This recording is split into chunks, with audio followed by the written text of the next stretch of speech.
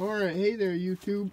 This is going to be my third video, and this is going to be on that injector wire harness install and replace for the 2005 Dodge Cummins. I told you in my last video I was going to do it, so here it is.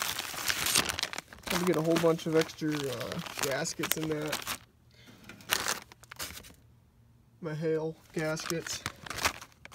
Because I wanted to be sure, but I know my gasket for my valve cover is mint, so might keep that and just keep using that. My head extension, as some may call it, is also good for the gasket wise.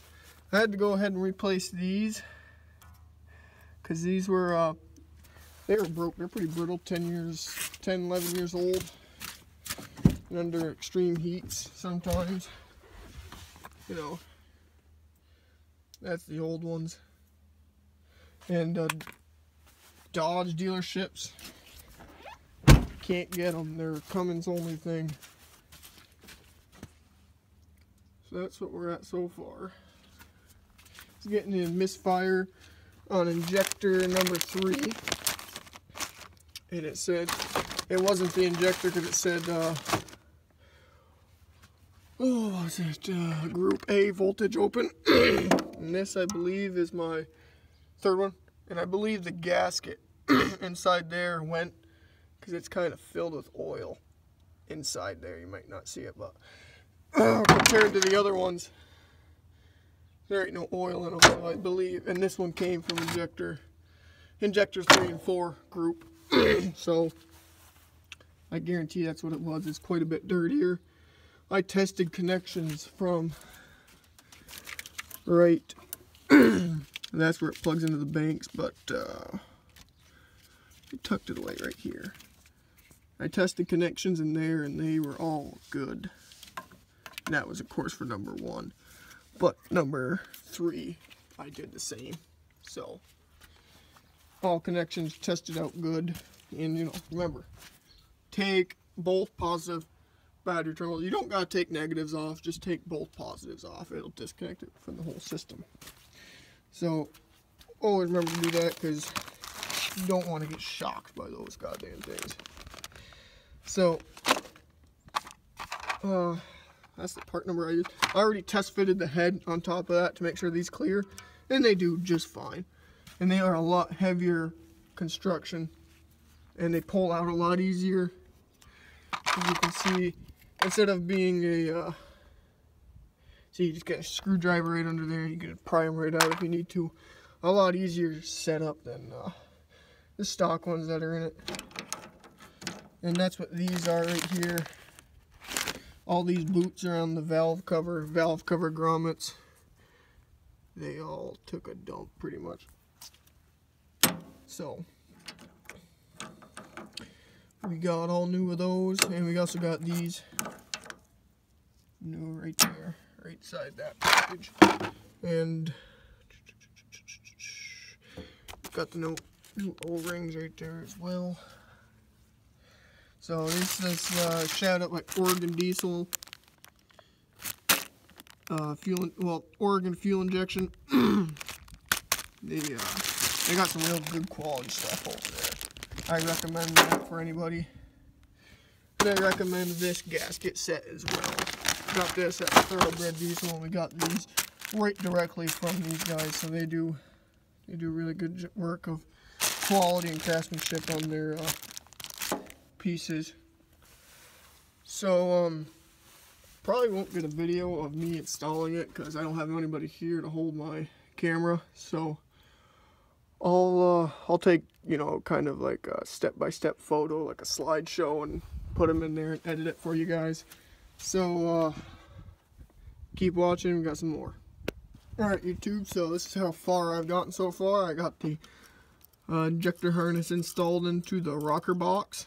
It was not called the head extension upon further research, because I had to get the torque specs, which I checked with the 2 websites, Dodge Owners Forum and Diesel Resource Page, and they both said that These are 18 foot-pounds.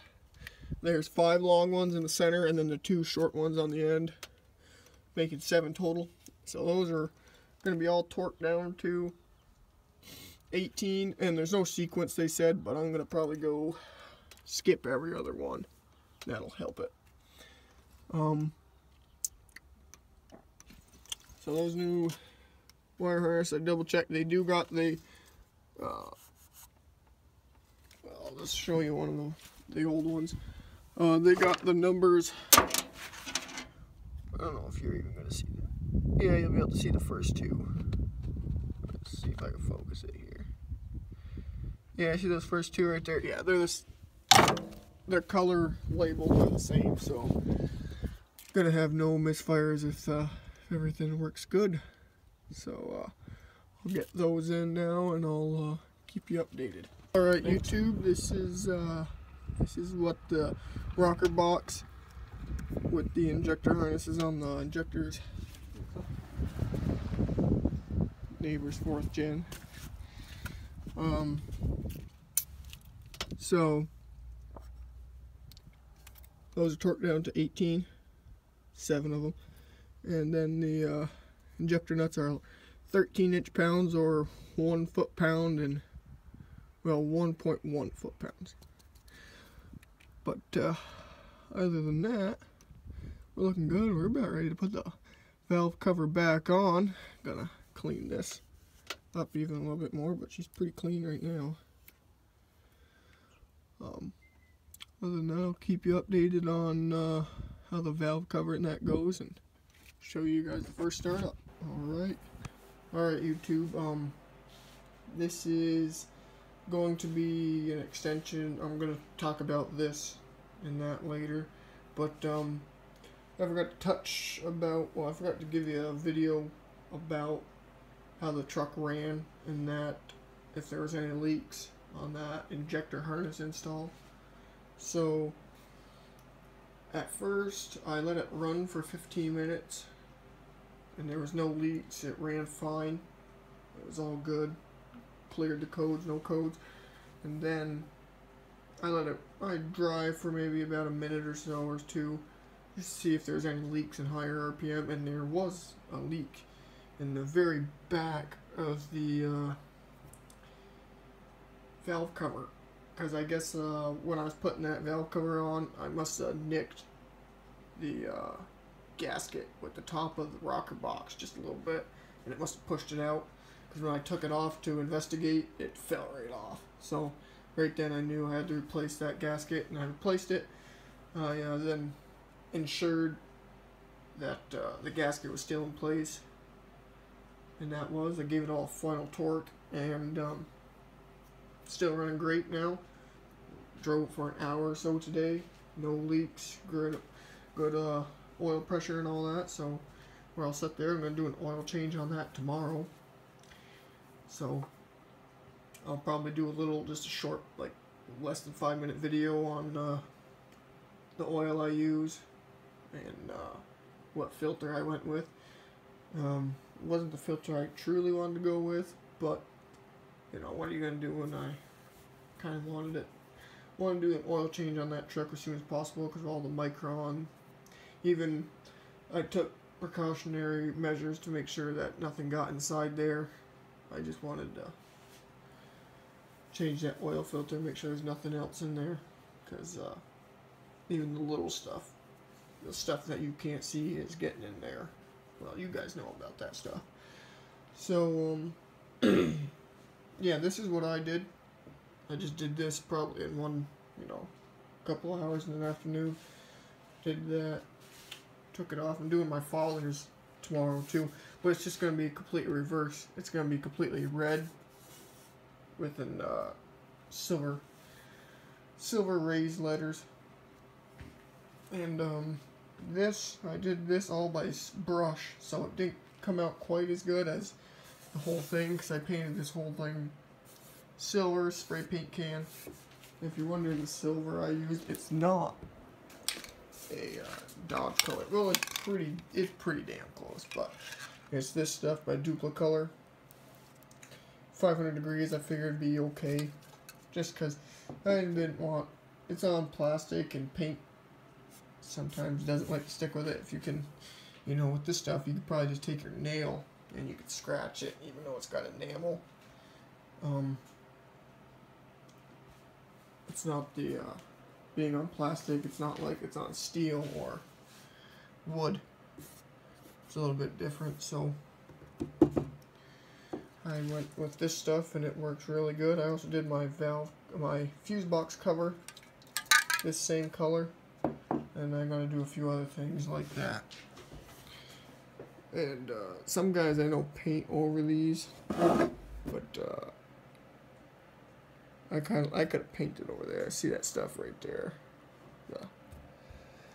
I didn't really care about too much neatness. I just wanted to, you know, kind of refresh the paint, but it did pretty good for just a couple hours and my own hand stencil.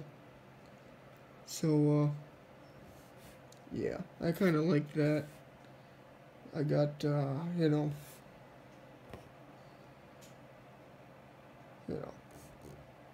the good stuff right there, just in case I needed to look up something or something, you know, something or something. I got this too, this stuff, this touch-up. This is actual paint match color by Chrysler, so that stuff works good too. And the red I used, not a Dodge red, it's nothing, it's a nothing kind of red, it's just a Rust-Oleum Automotive enamel paint. This